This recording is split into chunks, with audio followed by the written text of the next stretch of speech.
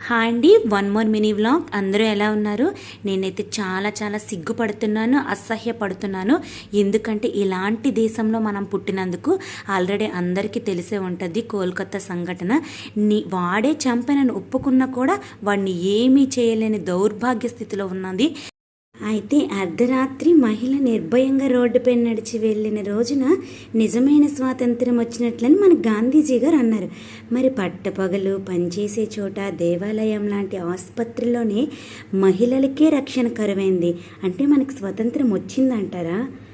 మరి గాంధీజీ కన్న కలలు నెరవేరేది ఎప్పుడో? మరి ఇప్పుడున్న మన దేశంలో, మన దేశ వ్యవస్థలో మనల్ని మన పిల్లల్ని కాపాడుకోవడం చాలా కష్టమండి.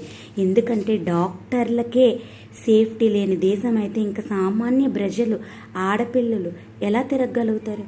వీడియో నచ్చినట్లయితే లైక్ చేయండి, షేర్ చేయండి, సబ్స్క్రైబ్ చేయడం మాత్రం మర్చిపోవద్దు.